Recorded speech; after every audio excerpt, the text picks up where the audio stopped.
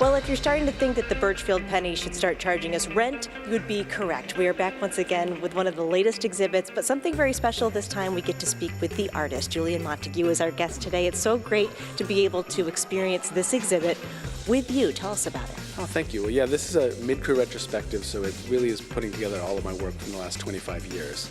And I've worked on a lot of different projects, so it can be a little confusing for people. One of the big ones is I developed a taxonomy for identifying stray shopping carts. It's a whole system for how to name carts that you find in the wild.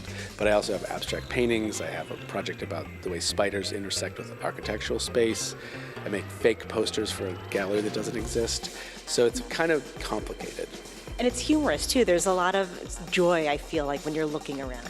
Yeah, there's like an undercurrent of humor, sort of like existential humor, a little bit about, that the world is absurd on some level. One of the things I said to you when we walked in, and I said, this is your life. Now that you see sort of it all, you're working on each of these individual things, but now it's all here together. How does that make you feel? Yeah, it's very satisfying because as an artist, it's rare to get to see all these projects with each other. Some of these were exhibited, decades apart. And then also working in a relatively small space, these things are all packed away. So it's very satisfying to see them up on the walls, like taking up these big spaces. And then also, it's a chance to see how they speak to each other, which is something that I haven't had a chance to see before.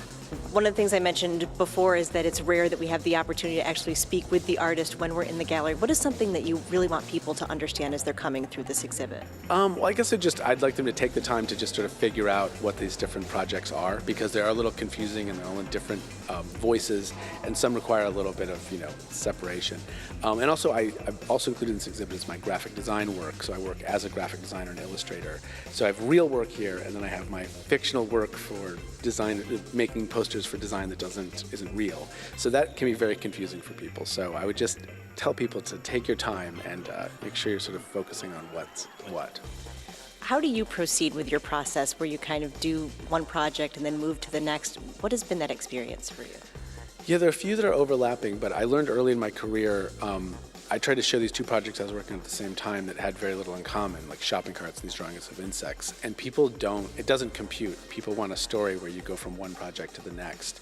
So now I'm sort of more conscious of that. I don't think that's fair, but it's somehow how people see things. Do you remember the first time that you really realized that art was something that was part of you?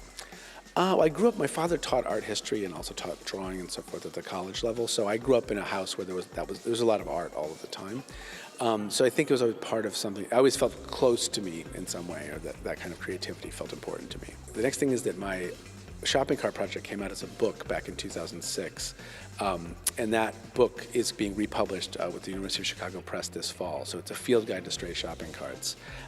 And actually that book won, when it came out in 2006, it won the prize for the oddest book title of 2006. So it's sort of the least important literary prize that one can earn. But now I've redesigned it, and it's coming out in the fall, so I'm excited about that. I don't know about its importance, but as far as being awesome and interesting, I think that you win in that way. Oh, well, thank you very much. Thank you for being with us. It was wonderful to chat with you, and thanks for joining us for Most Buffalo for today. I'm Kate Welshofer. Be well, stay well, and we will see you next time.